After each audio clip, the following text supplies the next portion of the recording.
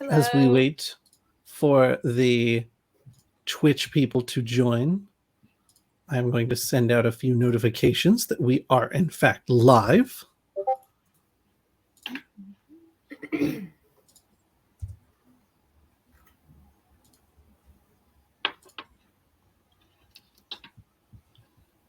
All right.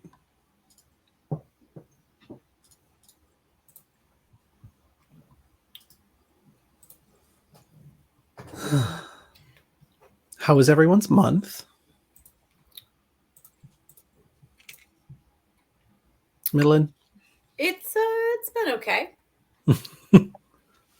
Lauren, do you still have 1 million bug bites? Because I do. Oh God. Most of mine have faded.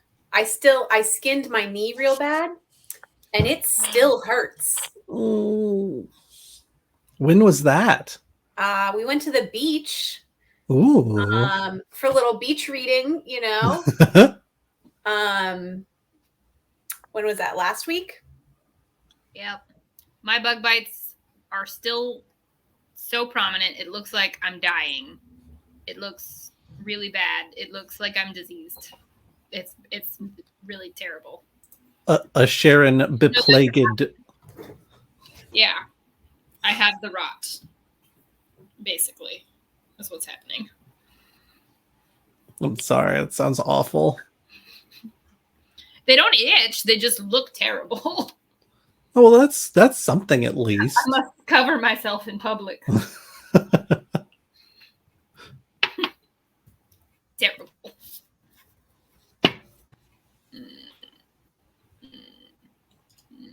Hi, Tree.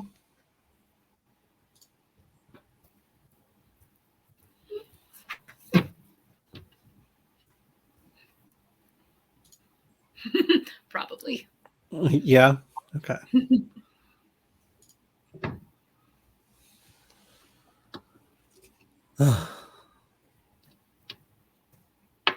I've been busy. Work's been busy. There's been a lot of stuff going on. I'm tired. I had my hot water heater and then my HVAC system have problems, one right after the other.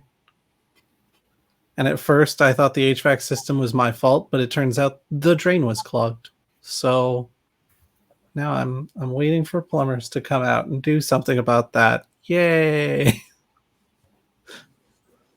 Rough. The good news is my supervisor was like, hey, why don't you just cut the drain pipe and then put a bucket under it? And then you don't have to worry about the clog because you'll go in the bucket and then you can have AC. And I was like, I like this plan. I'm initiating this plan. Yeah, we had our washing machine go out. Oh, God. And it was like, it couldn't even be fixed because it was old. Our dryer went out like a couple months ago. They got somebody in. They checked to see if it could be fixed. It's like 20 years old. Buy a new one. And then it's like a whole, you report it to the property man. And they're not that bad, but like you report it to the property management company. They get somebody to come out to check if they can fix it. Then that takes several days. And then they determine they can. And then they have to find the washing machine that they're going to buy. And then they have to buy it. And then it has to be delivered. So it was tough times. And of course, you only discover your washing machine's not working when you're out of laundry already. Yep. Go to the laundromat. It was terrible. So expensive.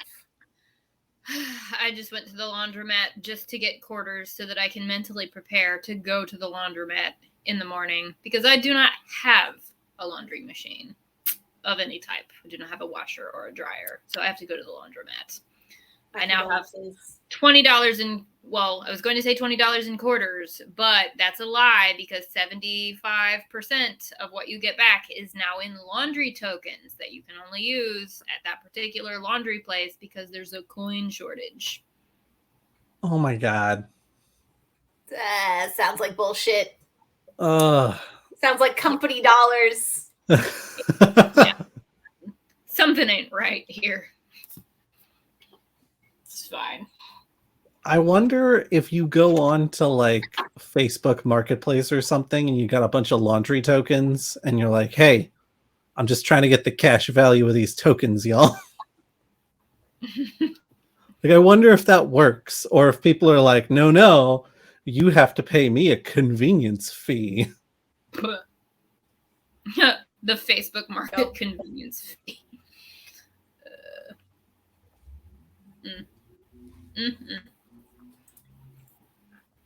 Just hang out outside of the laundry place, be like, you got any tokens?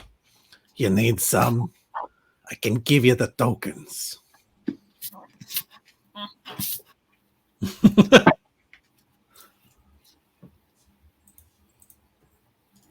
Yeah, that's what I'm talking about. Just out there hustling tokens. That'll be my new life.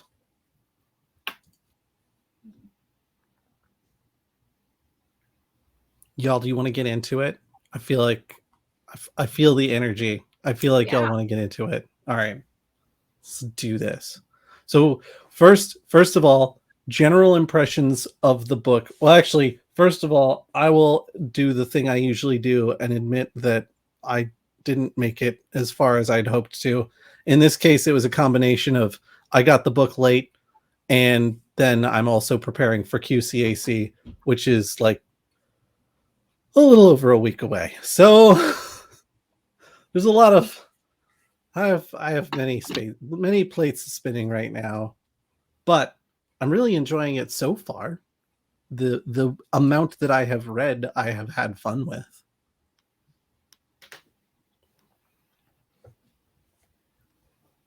I can go next. I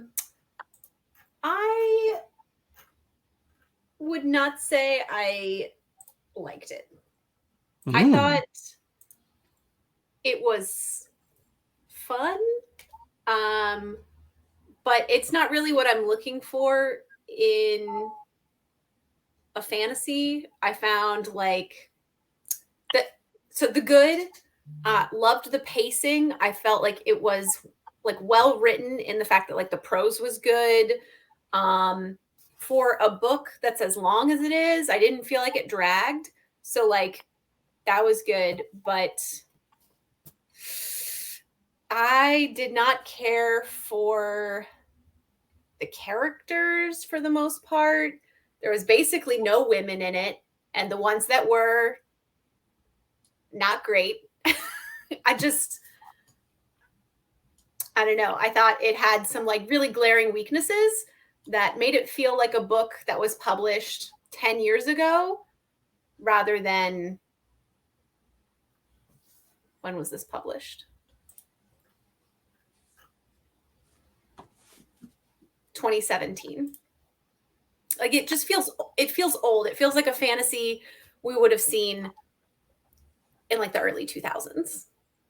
Anyway, that's my take. Sharon? Per usual, Lauren will say things in a much kinder way than me. My main impression can be summed up in, it's 2022, you're lazy, do better. Like, it's a very fun book, but if you have fun reading it, you should maybe feel a little bit gross, because it's as uncomplicated, easily digestible, and like nostalgia inducing as like a problematic 80s action movie is what it is. It leans so hard on nerd boy nostalgia that it's just like, come on. You can do better than this. Even in 2017, pre-pandemic, you can, like, to do better than this. Like, and I was feeling that way truly 3 chapters in, because the first thing that they did was complain about the main character's wife and how he was making her she was making him mushroom stew, and well, now I guess I like mushrooms because she just tricked me into it with all of her domestic ways. Just, oof. Just, woof. Yeah, I I enjoy problematic 80s action movies too. And I will admit it was very well paced. It was fun. It was a fun book. But as I was enjoying the fun parts of the book, I was like, it's not good though. It's like, it's fun, but it's not good. There's lots of things that are not good that are also fun.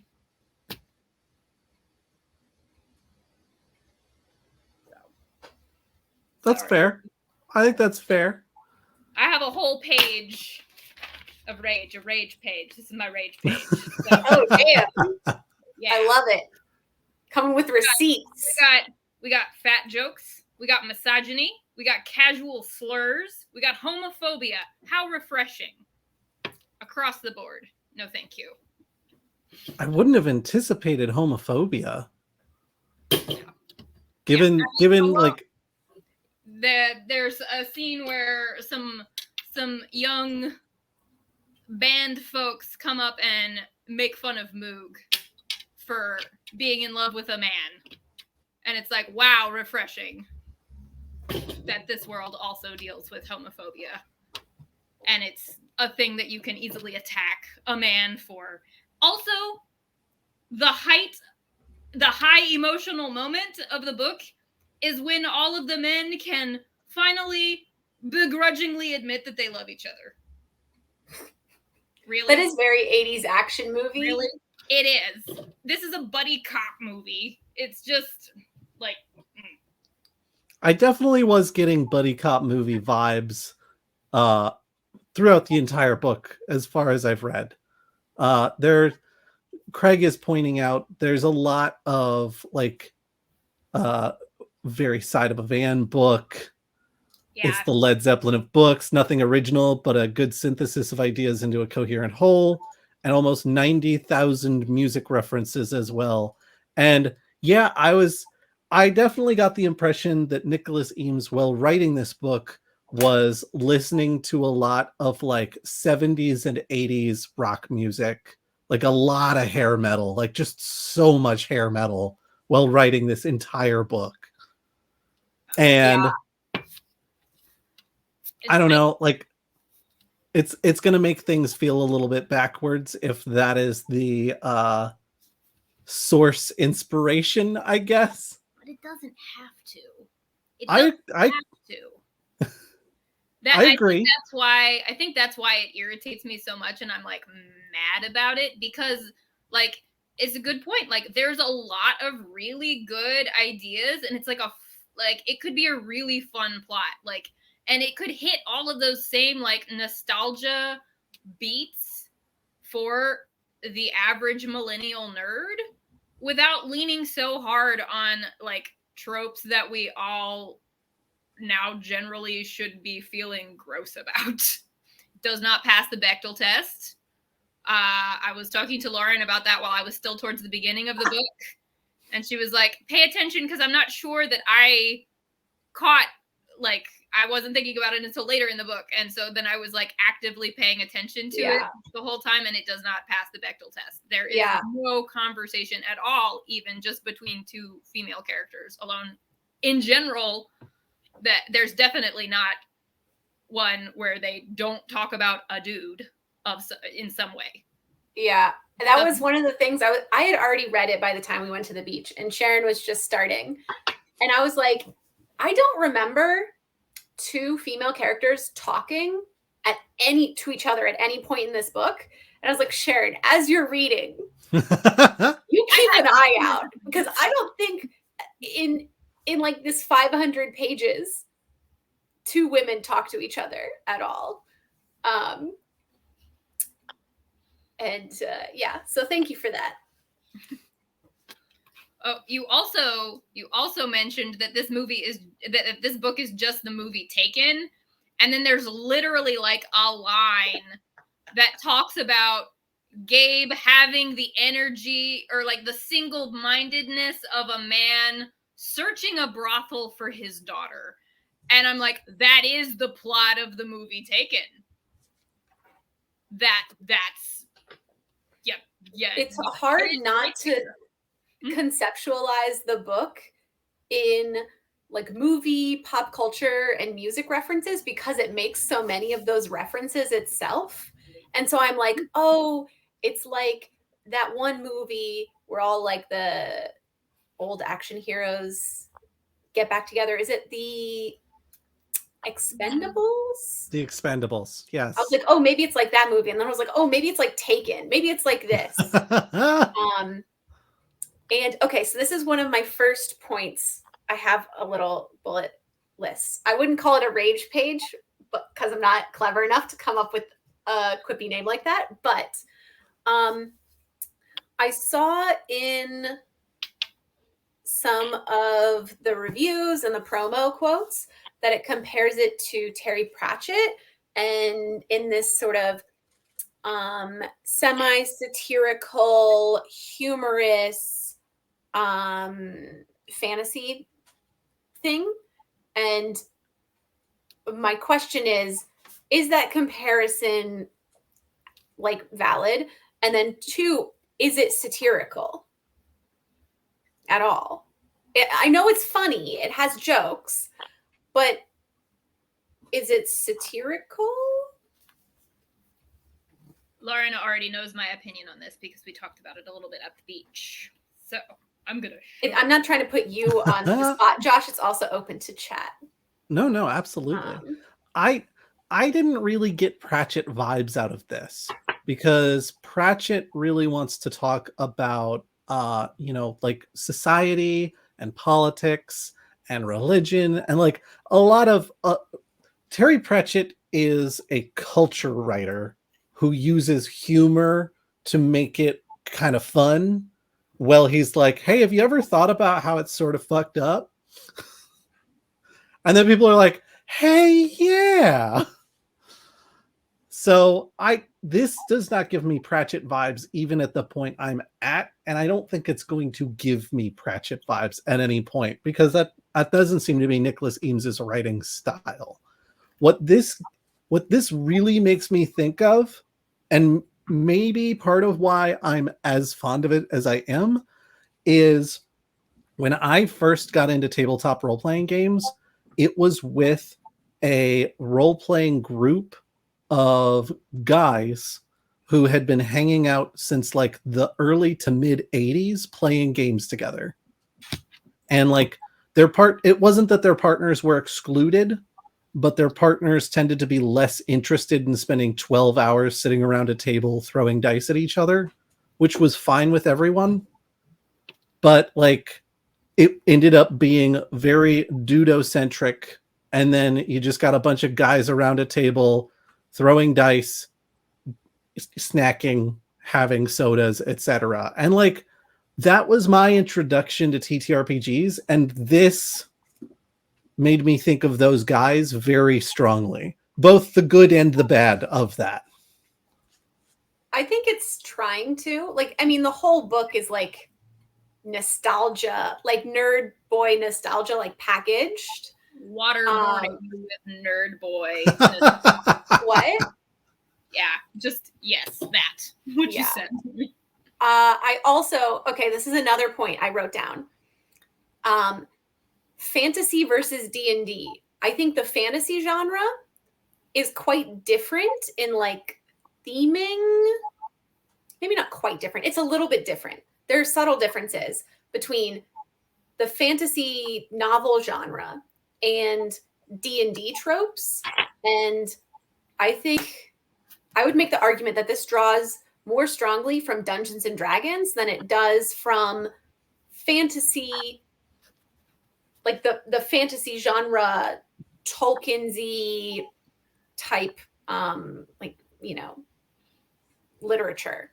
And I thought that was very interesting because I haven't read very many books that sort of so explicitly feel like a D&D campaign, particularly like I haven't listened to any Critical Role. I know, blasphemous. But it reminded me of the couple of episodes of Vox Machina that I watched. If you've seen that on Prime, again, comparing it to like movies and TV shows. And it just felt like Vox Machina. Like you have like your wizard and your rogue and your bard that's singing quippy little songs, and like I don't know. I never read a book like that. Yeah, I was noticing all of the actual like straight up D&D creature references where I'm like, I think that's like literally a D&D creature that is like, is this not copyrighted by Wizards or something? Like, I feel like which ones of these are you actually allowed to even print? Like, I couldn't remember the rule and which ones were like allowed to be like used in other works, but I was like, well, yep, these are all like straight up D&D characters rather than fantasy characters. There were definitely kobolds, and the trope of like the bard that dies easily felt very D&D. I loved Kit. He was probably like one of my favorite characters. Like the tragedy of it and also the humor. It was very like I don't know. I enjoyed his character a lot. Yeah, see, that's like a very like there were so many good ideas to make this a fun book. The fact that it was like carried out in such a lazy way where like you could get that same sense of fun and not lean on what was leaned on. You could do it. Like Stranger Things does it, you know, but they do it a different way, a little bit. But also, everyone. I had a question also for the class. Towards the end of the book, like in the epilogue or something, they talk about how Moog's sharing of the cure. They talk about that and talk about like one Moog as the inventor of the cure, and two, why in that same section do they say something along the lines of like perhaps only Clay Cooper could be compared for the level of moral fortitude shown here. And I'm like, what did Clay ever do? So that would be my question. And then I have a follow-up. I have a follow-up thought on that. What did he do that was such a demonstration of moral fortitude? At least where I'm at in the book, Clay is kind of the heart of the party, which isn't saying much, but he definitely seems to be the one who is actually like a little more in touch with like emotional realities than the rest of them seem to be. He's also the one that like when Gabe is feeling his lowest is like, look, man, we've been through a lot of whack nonsense. We can get through this whack nonsense as well. Like, I don't know that I would call that moral fortitude. It seems like a little bit of a reach. I would say that they all do exactly the same thing in going, and they all, like talk each other up in their own rough, toxic, masculine way. I don't see anything that Clay does that elevates him out there, but that is the actual words of the book.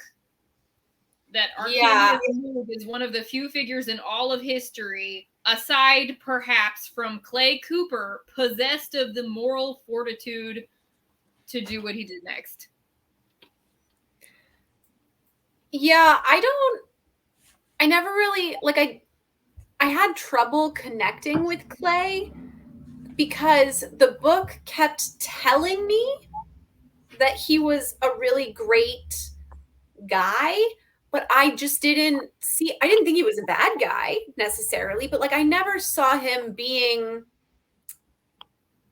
extraordinarily like good, or he seemed like just like a guy that got kind of tugged along by circumstance and did the best he could. If anything, I would argue like Gabe seemed to be like really driven to like save his daughter, like like more like singularly focused. He was the one that brought the band together. He was the one like trying to like right these moral wrongs. Like I found him a more compelling moral figure than Clay, who's just kind of like there and just kind of gets, I just never quite understood. I mean, like his struggle with violence and the cycle of violence, I thought was interesting. Craig But has said they didn't follow through with it. He didn't like, and I think that was one of my problems with the book is it set up some of these ideas. I'm going to spoil it, Josh. Do it. Is it laid the groundwork for some really interesting ideas. I love pacifism. I love when like genres like really get in their feels about like what does violence mean, and I think that could have been really interesting, especially with what is it? It's Last Leaf, right? Yep. Last Leaf being like, hey, you go around murdering you go into the woods and you seek out these animals these like monsters to murder, and that's really fucked up, and we're going to unite and give humans the what for because you deserve it. And like, yeah, that's compelling to me. One, I'm a vegan, animal rights. Two, these like bands are like rock stars. They're like going in, they're murdering creatures, then they're enslaving them, they're keeping them in cages. I think there's like a really compelling thing. And like in my mind, if I was writing it, like they would get to this big climax and then have to reckon with all the damage they had done as like a band, like out just like killing creatures for their whole career, right? I thought that's kind of what it was leading up to. Like Clay's having all of these feelings about violence and like trying to confront, like he feels like he was born into violence, and there's the monster and there's the man, and then it totally shits the bed. It goes nowhere. In the end, the monsters are this like faceless evil that they just slaughter indiscriminately in this like big choreographed like metal battle at the end. And they kill Last Leaf, and he just turns out to be this like cartoonishly evil guy. And like there's no lesson learned. There's no, oh, are we the baddies? Like I was hoping for that moment. Mm-mm. That surprises the hell out of me, because even at the point I'm at in the book, they've just arrived in Five Court. They go and visit Gabe's friend, the Kobold. Mm-hmm. And they're like, yeah, she got in a scrap at the market and she bit a guy. And so they dragged her off to the Colosseum to be part of the spectacle. And I'm like, oh my God, yes. Like highlight how really awful this whole situation is. Like really show us that, the monsters are only so monstrous when you look at them as not being deserving of having a home. Exactly. I thought we were going to go back to that. I thought we were really going to see the wife kobold, but we don't ever. Like that's it. That's it. Yeah. And like that's so weird. I found like Last Leaf's kind of like his like villain origin story where he was like captured and he was in the fighting pits, and that's when he met the Wyvern matriarch, who was like, you know, she's this like beautiful dragon who's like chained down there and like forcibly bred, just popping out monsters for people to slaughter for entertainment. It's terrible. And then they just kill her in the end in this like metal fight scene where Gamleon's like riding her and like stabbing her. And I'm like, what is this for? Yeah. They save Rose in the end. The humans have a happy ending. Blah, blah, blah. I don't know. I think if they had leaned into the humans are the baddies, monsters deserve to be free and not hunted, then like you could have made it like satirical. Then it could be poking, you know, whatever, a trope in the genre, but especially in D&D, you got the murder hobo parties, like go in, just like kill all the goblins and you know. Yeah, when we were talking about it. Yeah, when we were talking about it at the beach, Lauren like flipped the whole thing and was like, what if the party like self-realized that they had been like murder hobos this whole time, and like that this was, and you know, like Last Leaf could really give you like Killmonger vibes or something, and like a sympathetic villain where you're like, you got a point, you got so many good points. Also, I mean, that's shout out like 3 comments of Craig's here. Like 1, Freddie, as a reference to Mr. Mercury, I was like, yes to that. Also, kind of pushed my buttons a little bit because, like, frequently, poor Freddie Mercury is held up as the acceptable queer to the straight white man who is like, oh, toxic. That also like, oh, it's a sympathetic name. They can get behind this character. So it like rubbed me a little wrong. That since that character dies from the rot, that also gives you a little bit of, is the rot supposed to be an allegory for AIDS? In which case, don't do that. Don't do that. Yeah. Clay, also definitely the bassist. Got that. And then the Bella Swan comment. Yes, that thing I wrote down, like that. What is that trope where the protagonist is just this relatable shell, where like you can just sort of like shrug on as like like this is so relatable. There's no super defining characteristics. It's just like all very good guy, has some dark times. Doesn't necessarily want to be there, but he's sort of the de facto leader without realizing it. He's like, just like, yeah. What is that trope called? In fan fiction, we would call him a Gary Sue. Yeah, he's Mary Sue is like the female version, where it's sort of like a self-insert character that's like, idea of a flaw is that they're clumsy or they don't know they're beautiful or something. Yeah. There might be a more like TV tropes official term for it, but that's what comes to mind from my corners of the internet. Clay definitely had the vibes of a protagonist character in a D&D themed video game, where it's like, oh yeah, you name him whatever you want and you put whatever armor on him you want because you're going to be playing him as a character and making his dialogue choices the whole game long. Like that, yeah. I got that vibe as well. Yep. Did you?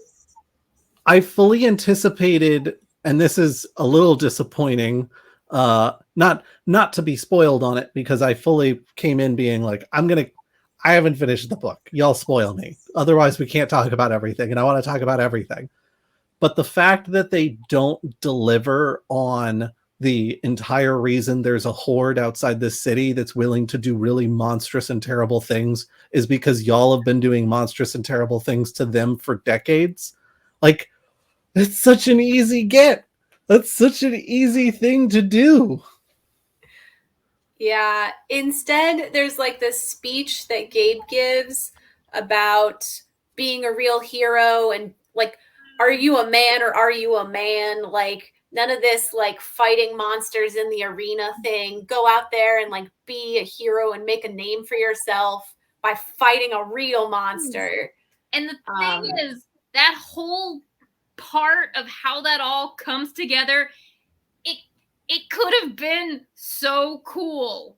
Like, I was reading it and I was like, I really want to be able to like the way that they put together the way that this happened.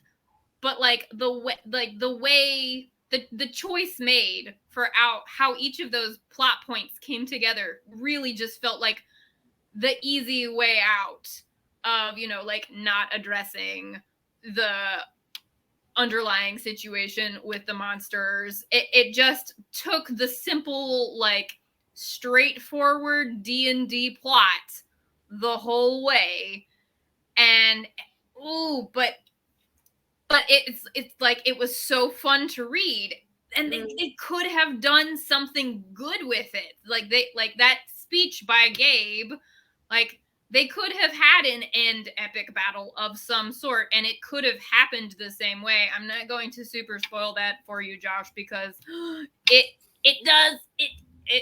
could be such a cool moment. But and I like saw it coming to, and I was like, oh, are they gonna see like, I did have fun reading this book, but I felt mad about it the whole time because it was like, this is so lazy and it could be so good. Why isn't it better? It's 2022. Oof.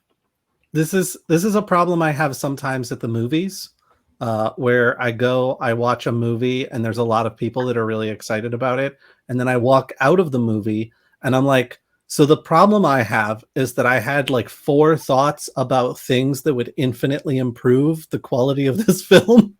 And now I'm mad that they didn't do that because I'm not a professional screenwriter and y'all are getting paid big money to make bad decisions. Yeah, I think maybe one of the sources of frustration comes down because it's written so well and it's paced so well. So like the author, Nicholas Eames, is like clearly very talented. Like one of my biggest gripes with fantasy is that it's just often fucking boring. And this wasn't boring, right? Like, it's paced well. The writing is like snappy. It's not like, I keep cursing too much. It's not like I was going to say up its own ass. Like, it's not pretentious. It's like very readable. And so like when you read somebody who can write like that, you're like, and clearly has interesting ideas. You're like, well, how come you missed this giant plot hole issue? You know, that's kind of, I think maybe that's like the like unevenness of talent there. Yeah. Or execution. I think that's why I'm so mad. It's like, you're smart enough to write a good book that's recognizable and like strikes a lot of chords with people, but like maybe the things that should be obvious about the world that we live in aren't obvious to you. So like, maybe you're a problematic dude because you didn't even try. Like, I mean, they even like at like some point towards the end, like Clay says something about like, oh, he was saved by the love of a woman, or no, 2 women. And it's just, it's like,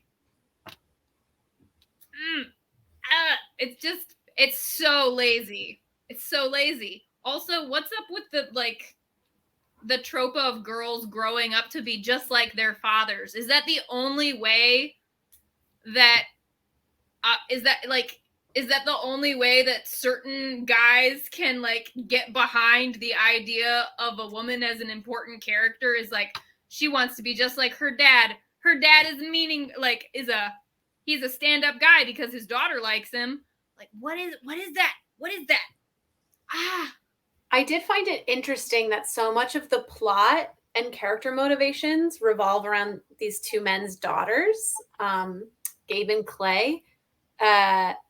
And they're both like, and both daughters wind up like being too much like them in the end. Again, another spoiler, Josh. Clay's he like his daughter winds up like killing a centaur, I think, or something. Oh, they mentioned there's yeah, a centaur outside the village early on. Yeah. And then, you know, his wife is like, oh, she takes after you. You better not let her be an adventurer. And it was just like a little bit same. I think, yeah, the depictions of women, I don't know, what should we talk about? The weird fat phobia that's like rampant throughout it, or the depictions of women? Which one do we want to get into first? And the constant sex jokes, like, I'm not a prude, but come on, literally any time like a woman who's not a daughter is mentioned, you gotta describe their looks. And somebody has to make a lewd, suggestive comment. Yeah. I mean, honestly, to take devil's advocate here, that's not really devil's advocate. I would love more sex jokes in my fantasy books. They tend to be very stuffy. Like fantasy. I feel like I'm shit talking fantasy a lot. But it tends to be like a stuffier, more like, you know, savior genre. But like, it's more the vibe of these jokes. The misogyny bleeds into the sex jokes, and I think that's what I have a problem with. Yeah, like all of the, I was like thinking about all the female characters that we see, and I use that term loosely because they're barely characters. And they're all either bitches, whores, or sorry about the cursing, bitches, whores, or in need of saving. And I can't really think of like who, like there's Sabitha, who like kind of like, first she's like in the bad guy category, and then she's like kind of in the good guy category, but she's never like quite, she never quite makes it to like a full-fledged character. And that's all we get. Oh, like the Gorgon, both of the mothers or the wives, whatever, they're all in need of save. Every woman is either in need of saving or is in direct conflict with the party and like a bad guy.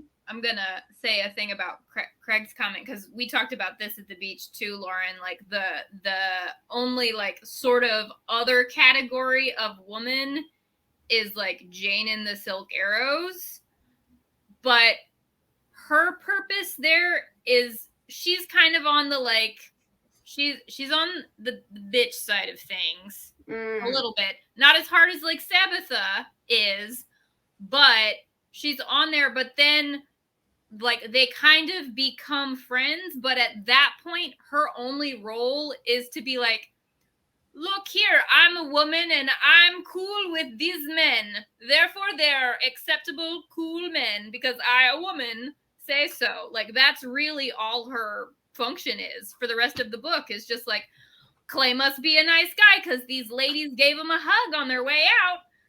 And like that happens a bunch of times where they're like, and then we saw Jane and her girls and they winked at me and gave me a hug.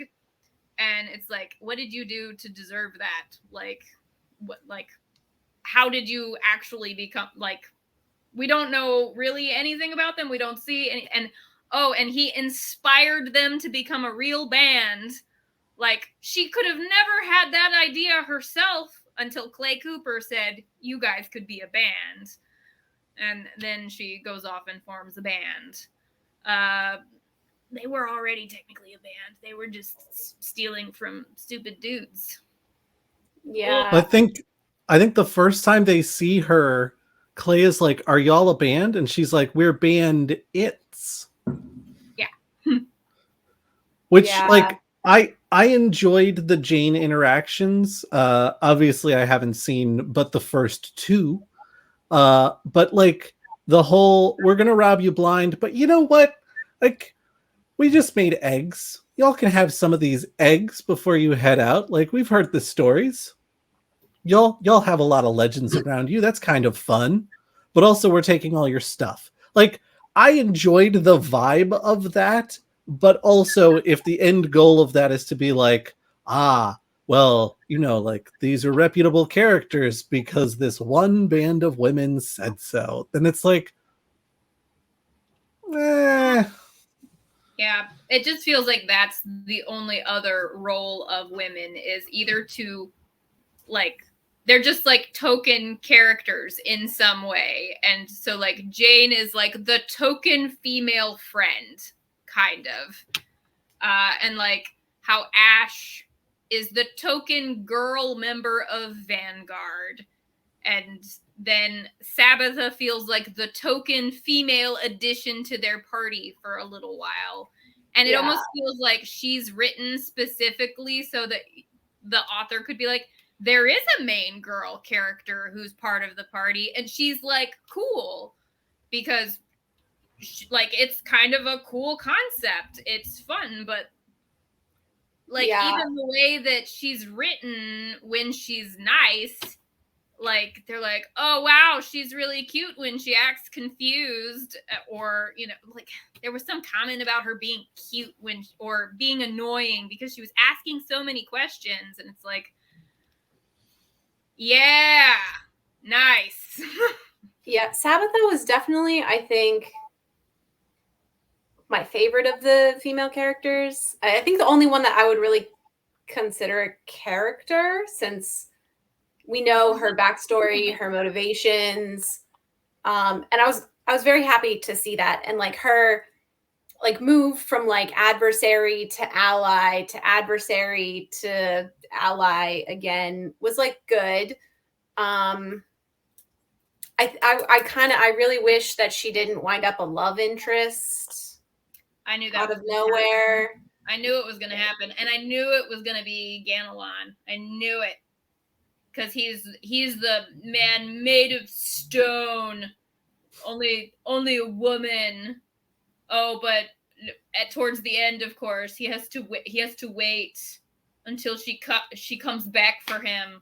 Oh my gosh, I'm not gonna go into that, Josh, but it's dumb as hell. I didn't really get that part. I was like, what? Yeah, so, I don't really get it either. But it's maybe somebody else can like clue me in. But in the epilogue, they like part ways or something.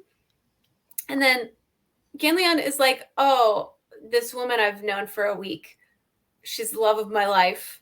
I mean, she was rather compelling. Sure. And unique. But like, he's like, this is the love of my life. I'm going to go back to the quarry and wait for her and just go back to the hell on earth that I knew and just sit there and wait for her to come back. I was like, why did she leave? Like I mean, epilogues are a hot mess normally, so I normally disregard them. So it didn't bother me that much, but I was just like, that's kind of weird. I very few instances where an epilogue has made things better, I think, from a storytelling perspective. That'll be one of my hot takes for the day. Anti-epilogue. In romance novels, they're always popping out a baby because that's the ultimate end of a romance is to get married and have children. And then, I mean, we all know Harry Potter epilogue. Oh, yeah, which is also look at the prolific babies we've had. Now they're all it's always babies. So yeah, anti-epilogue. If somebody knows a good epilogue, let me know. Only the Uh, books epilogues where they're like, Oh. psych. I did read a romance novel where in the epilogue everyone went to therapy, and I was like, I laughed and laughed. I thought it was hilarious. I mean, good, obviously, not laughing at going to therapy, but laughing at like the breaking of the trope very intentionally. Yeah, I So like great. that. I like that very much. yeah, I was gonna say I can think of at least one series with good epilogues, and that's Gideon the Ninth, because those epilogues are setting up the next book. Yeah. So It's sort of like the Marvel version of an epilogue where you just like see the next glimpse of a bad guy. uh-huh. Yeah, I'll give you that. I'll give you that. The Gideon ones were good. Craig is saying that he thought Ganelon was waiting for the Winter Queen, considering how Last Leaf ends and the effects of the weapon. Not waiting for Sabbatha, but waiting for the fight when the world needs saving again. A reunion tour, if you will. Is that? I'm going to have to read that again because I was very confused. So that would make way more sense. Craig also says, I feel like this epilogue was setting up a future book, see above. And this is something I actually wanted to comment on, which is significantly earlier in chat. Oh God, where is it? Craig says, I'm curious if the sequel, which apparently focuses on the Bloody Rose character, is better about that. And Glaucon asks, I wonder if the sequel is like a gendered flip. And that's a thing that I'm like, was the idea to make these old guys super, super flawed and make you kind of angry about how things turn out, specifically so that when the next generation comes along and has a better understanding of not only the world, but of being a better person, that it really like hits? Or is that like a tease to try and get you to buy a second book? I think it's the second one. I don't think I trust this author to write a female character. Like, I mean, based on what we've seen there. I think said it like, I don't think you're supposed to read this and be irritated. I think it's genuinely meant. Now that doesn't mean that the author can't be like, oh, hindsight, I'm going to break down some of the things that I went wrong with this book I wrote like 10 years ago. Sure. I think I haven't seen that very often, but like Ursula K. Le Guin was like very famously did that with the Wizard of Earthsea series. So like, yeah. And I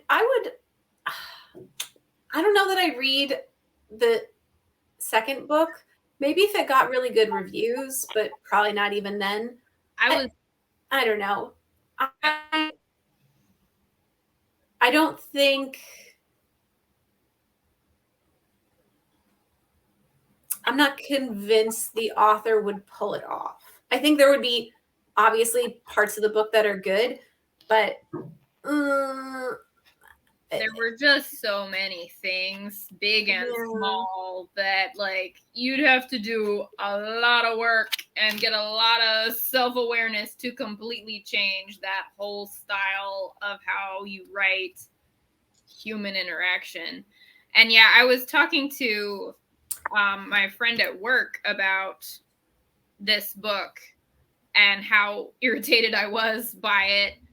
And she like immediately went to like go look it up on Goodreads because she wanted to read the roasts, and she found like no roasts at all. And she was like, it's got really good reviews. And like, oh, so yeah.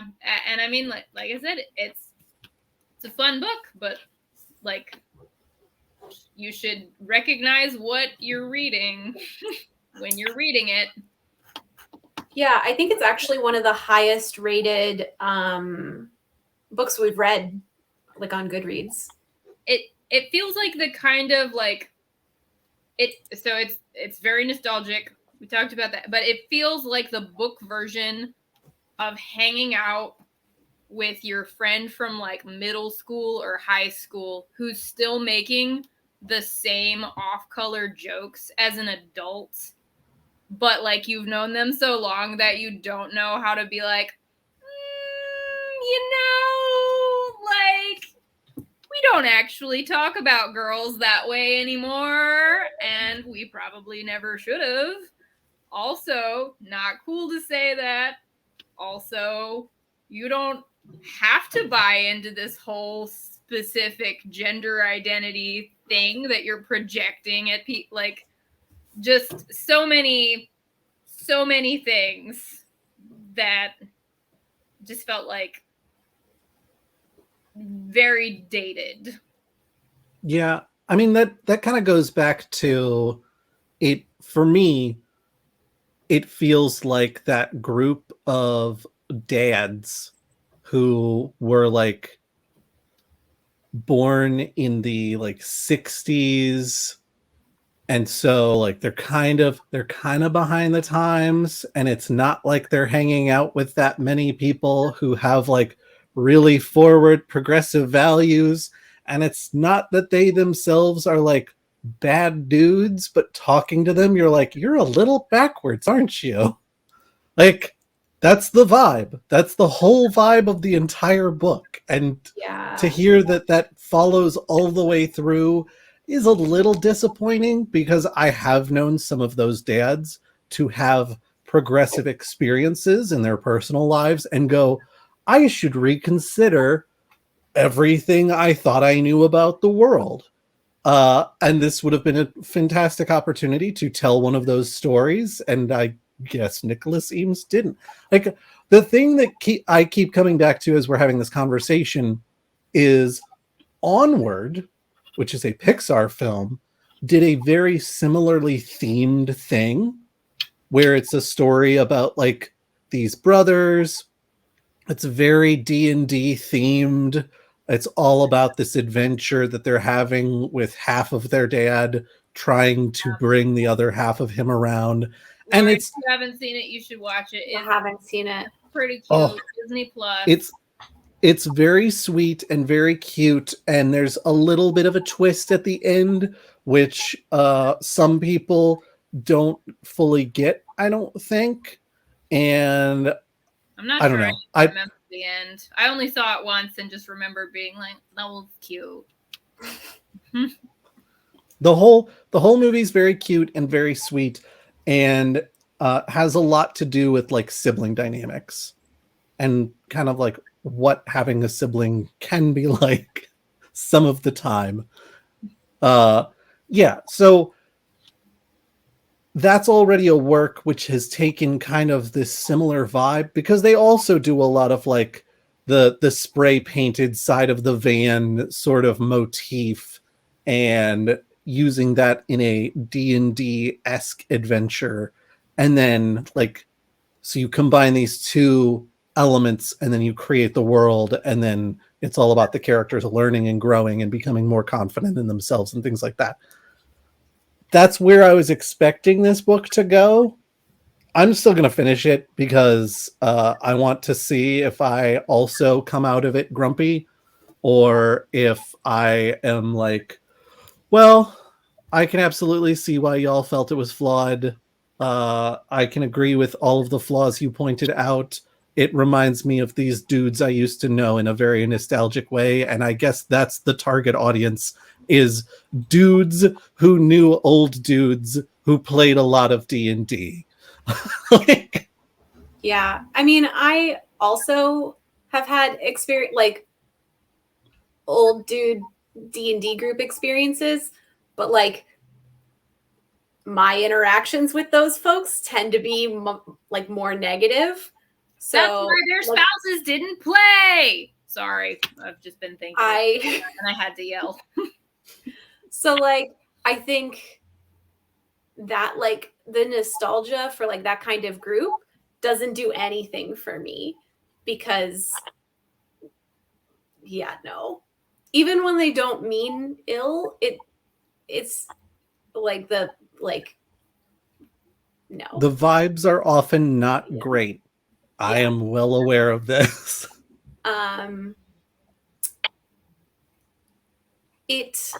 If you do, what it did remind me of in a good way is the movie. This is going to be a really deep cut. The movie The Gamers, Darkness Rising. Yep. People have seen it. Yes, Yep. that makes me so happy. Like the dead bard trope. Every time they mentioned a horrific way one of their bards died, I was like, that movie's so good. The sexism in like the D&D like bro group, and like even the way one of the guys plays a female character in that campaign, and he plays her just like terribly, and even that reminded me a little bit of this, and but in a way that made me want to watch that movie again, because they like learn and grow, and a little bit, even when they're assholes still. Yes. So if you haven't seen Darkness Rising, it's a great movie. Just be prepared that the budget was like $50. So go in expecting that level of production quality. It is a cult classic. It's a cult classic, and for a reason. I just looked it up, and I think it's like 99 cents on Amazon Prime streaming. So that's going to be my plug.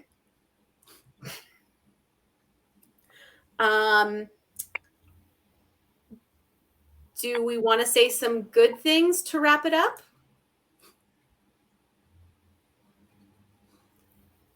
And then go to recommendations? No?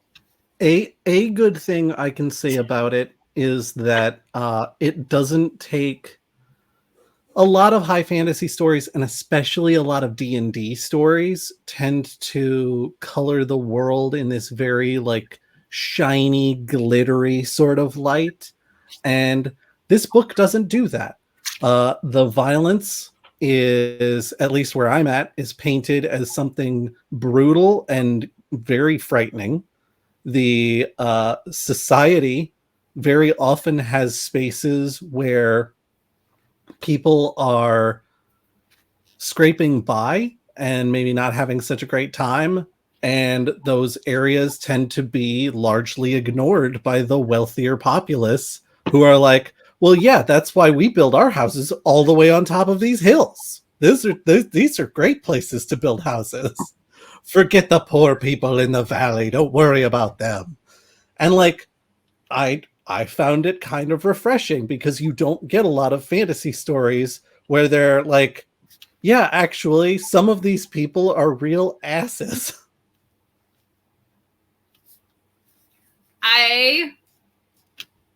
I'm not going to say anything nice.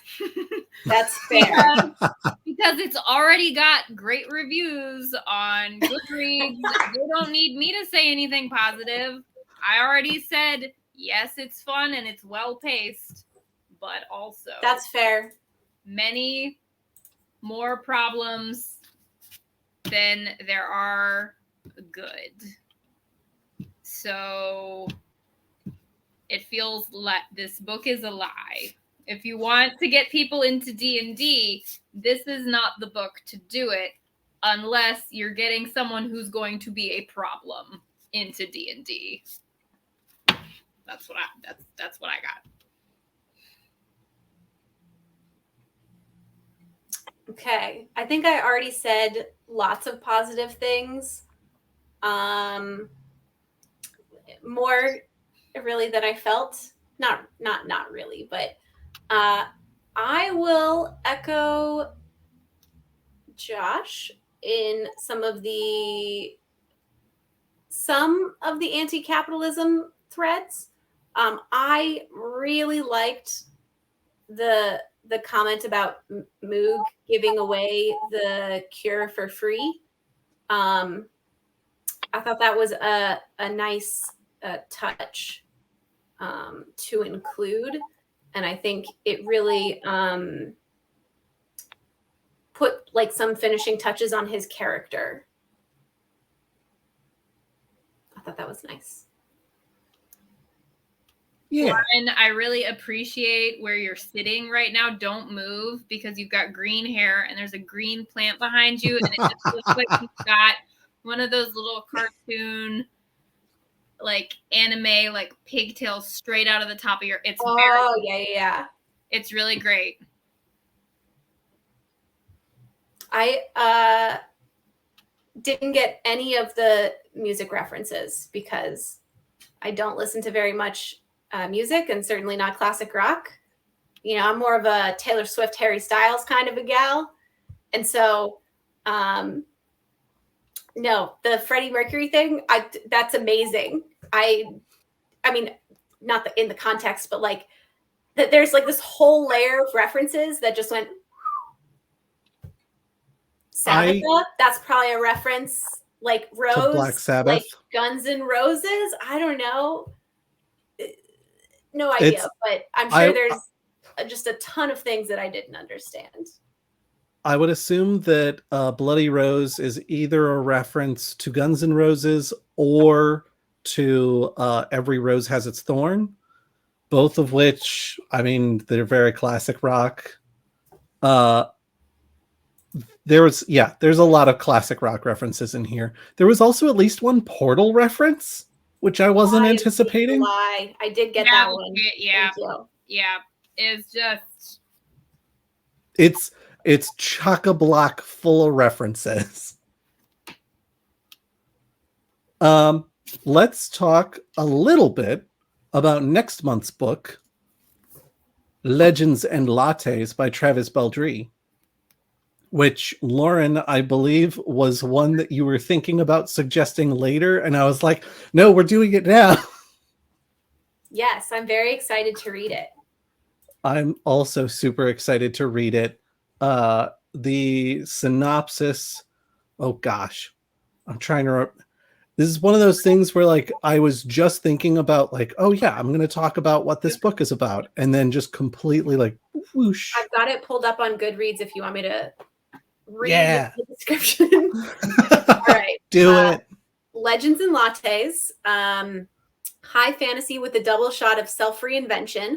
Worn out after decades of packing steel and raising hell, Viv, the orc barbarian, cashes out the warrior's life with one final score. A forgotten legend, a fabled artifact, and an unreasonable amount of hope lead her to the streets of Thune, where she plans to open the first coffee shop the city has ever seen. And I think this tagline is really cute. A hot cup of fantasy slice of life with a dollop of romantic froth.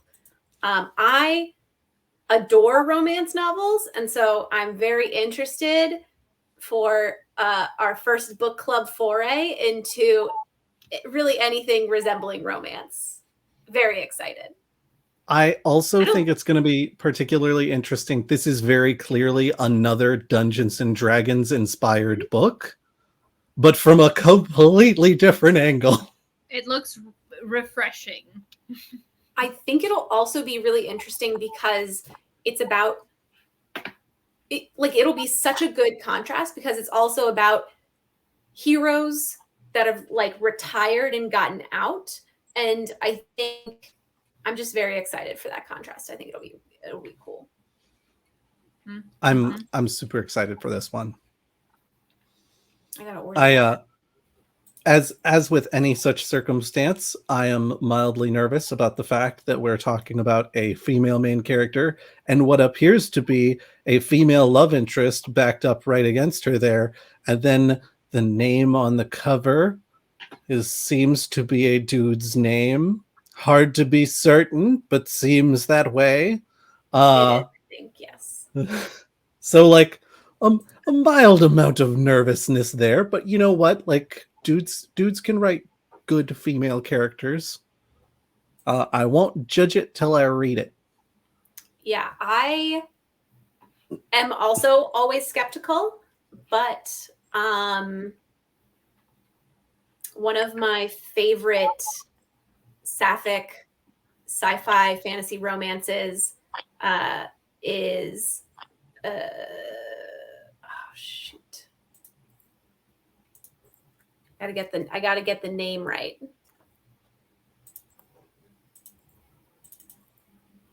because it's the whole. This Is How You Lose the Time War by Amal El-Motar and Max Gladstone.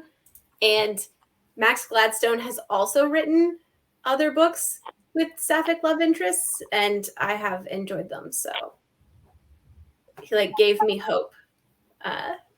So maybe it'll be good. I'm excited just for the concept of the story. And then hopefully it's also really well written so that we can be excited about that too. Yeah, I'm excited for a non-human protagonist in a fantasy world. Because I think that'll be really interesting. Always a plus. Always a plus. All right. For next month's after Legends and Lattes, we're going to do Dark Academia as our theme. And as I recall us discussing, though if we want to change our minds on this stream, we are allowed. We are the hosts after all.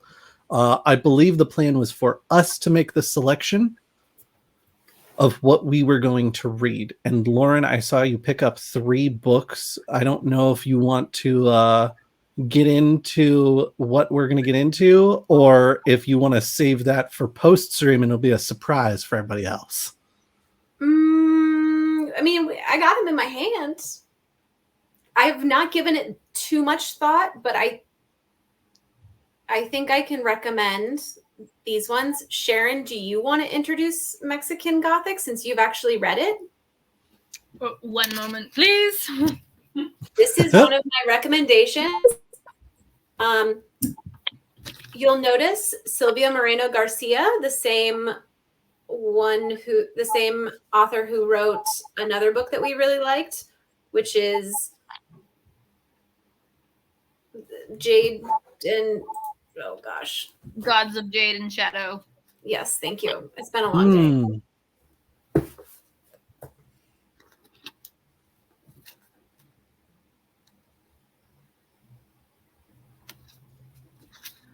It's also got cool interior art. Check it out. Oh, mine doesn't. It's cool. Look, we got mushrooms. We got gravestones. We got pointy fences and creepy houses. It looks like a movie poster. Movie yeah. I really enjoyed it. It's kind of creepy. It's kind of creepy. There's maybe a little bit of not necessarily. It's approaching body horror, but it's not fully there. So that's a little bit of a content trigger warning situation there. But very, very good. It was very different from what I expected, and definitely hits the morose dark academia vibe. It'll be a great Halloween fall read. It'll be September. I know we're in the middle of July, but like when we talk about it, it'll be like late September. Like the weather will be cooling. You'll be putting on a sweater. You'll be reading like a ski book. It'd be cool. And look, I found this in one of those little free libraries, and it's an advanced reader's copy. Oh. Somebody around my neighborhood is cool and gets cool free books. Very clearly. My recommendation that I have not read will be Ninth House by Leigh Bardugo. I'm just going to read the back briefly. What else did Leigh Bardugo write that we've read? Haven't we read something else? Six of Crows, I think. There we go. Galaxy, Alex Stern, is the most unlikely member of Yale's freshman class. Raised in the Los Angeles hinterlands, by a hippie mom, Alex dropped out of school early and into a world of shady drug dealer boyfriends, dead-end jobs, and much, much worse. In fact, by age 20, she's the sole survivor of a horrific, unsolved multiple homicide. Some might say she's thrown her life away, but at the hospital bedside, Alex is offered a second chance to attend one of the world's most prestigious universities on a full ride. What's the catch, and why her? Still searching for answers, Alex arrives in New Haven, tasked by her mysterious benefactors with monitoring the activities of Yale's secret societies. Their 8 windowless tombs are the well-known haunts of the rich and powerful, from high-ranking politicos to Wall Street's biggest players. But their occult activities are more sinister and more extraordinary than any paranoid imagination might conceive. They tamper with forbidden magic, they raise the dead, and sometimes they prey on the living. So, solidly dark academia. We got some spooky stuff. We got some Yale yuppie higher ed. So that's my. That's the academia part, and then the other part was nice. getting a little bit of those like Mask of the Red Death kind of vibes, where it's like, oh, we're wealthy, we can do whatever we want. Yeah. And then I might have another recommendation or two. I'm thinking on whether I'll recommend A Dowry of Blood. It's really, really good, but it is about it sort of centers on an abusive relationship, and so I don't know if we want to read that necessarily, but let me think on it. Have you read it, Sharon? No. It's really good. It's like beautifully written. I read it in like one sitting. It's also, if we want, I don't know how thick Legends and Lattes is, but it's little. It's written in letter format, and it's about the brides of Dracula. Ooh. It's a good Halloween read too. What? It's a good Halloween read too. Could be the October read. Yeah. A lyrical and dreamy reimagining of Dracula's brides. A Dowry of Blood is a story of desire, obsession, and emancipation. Saved from the brink of death by a mysterious stranger, Constanta is transformed from a medieval peasant into a bride fit for an undying king. But when Dracula draws a cunning aristocrat and a starved artist into his web of passion and deceit, Constanza realizes that her beloved is capable of terrible things. Finding comfort in the arms of her rival consorts, she begins to unravel their husband's dark secrets. With the lives of everyone she loves on the line, Constanta will have to choose between her own freedom and her love for her husband, but bonds forged by blood can only be broken by death. So, oh wow, it's so beautifully written too. Anyway, those are the two. That's a good two. Sharon, did you have any you wanted to throw in the hat right now? No, I mean I'll back Mexican Gothic, but the other two that Lauren recommended, they all just sound so good. This is our problem. The problem. Josh, did you have one? I was looking at dark academia books the past couple of days, giving some consideration to ones that sounded interesting. And I was going to suggest The Ninth House, so I'm really glad you did. Oh, nice. Because I was like, oh, Lee Bardugo. Oh, well. That could be very good indeed. So yeah, that was the one I was going to bring to the table. So I was very excited to see you pull it out of your stack. I know, I bought it like a year ago, and it's just been like kind of sitting around, and I just haven't taken it out. So yeah, same with good time for it. Yeah. So I mean, we might just make our decision between those three then. Great. All right, let's do some plugs. Let's wrap it up and call it an evening. Lauren, what would you like to plug today? I'm plugging a fine cult classic nerd movie called The Gamer's Darkness Rising. So if you want a fabulous D&D time, highly recommend watching that movie. If you've heard the phrase "I cast magic missile at the darkness," then you have heard a quote from this very same film. And I know a lot of people who make that quote, and then I'm like, "Oh, gamers," and they're like, "What?" Yeah, I'm like, "No." There's a new D&D movie coming out. You gotta know your roots. You gotta know your roots. Let's see. I got 2 things to plug. Plug 1 is right after I finished Kings of the Wyld, I started finally reading one of the earlier book club books that I didn't get to read when we were reading it in book club, which is The Long Way to a Small Angry Planet. And I read that. I'm about to finish it tonight. Right before I read that, I read another book by Becky Chambers that Lauren lent me at the beach. Totally read it and finished it in like a day and a half. Psalm for the Wild Built. So good. If you're looking for any good modern sci-fi, just go to Becky Chambers. You don't need to look any further. Just pick up literally any Becky Chambers book and you will be happy. It's so earnest and pure and good. Oh my gosh. Good. Psalm for the Wild Built made me fucking cry tears. It was so good.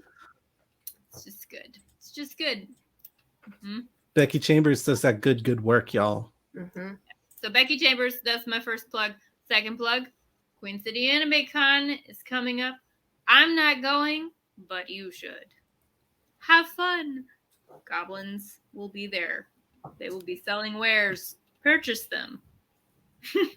Play their games. Go to the panels. Nerd out. We will have many a fine ware, many of which have been designed by our very own Sharon. So many good wares. For my plug, I am going to say we've just had the hottest summer, or the hottest weekend of the summer here in Virginia. And I know for a lot of us, that gets us thinking about the planet's kind of messed up, huh? Like it's maybe a little hotter than it should be. So my plug is going to be for the Earth Defense Fund. They are a charitable organization that is working to fight climate change in all ways they can. They're doing a lot of research and they're doing a lot of counter lobbying and they're doing a lot of things like that. So go check them out. Throw some money their way if you have a little money to spare, because they're a super good organization. They don't do a lot of administrative fees, and they're pretty, as charitable organizations go, they're pretty reputable. So go check them out. They're very cool. Anybody got any final things they want to say before we call it an evening? Just that all of those recommendations go really well together, like they really do. You got a movie, you got to feel depressed about the world, give some money, and then read about a better world imagined by Becky Chambers. A Better Tomorrow by Becky Chambers. Oh, Becky Chambers. So good. All right, y'all. Have a wonderful evening. Sharon, Lauren, thank you so much for co-hosting. The show would be nowhere near as interesting were it myself and one other dude. Thank you, as always, for being on here and for bringing the hard and fast opinions about dudocentric books that are too dudocentric. Everybody, thank you for tuning in, and y'all have a wonderful evening, and we will see you, oh Lord, I never look at the calendar early enough, on the 30th of August. Bye, y'all.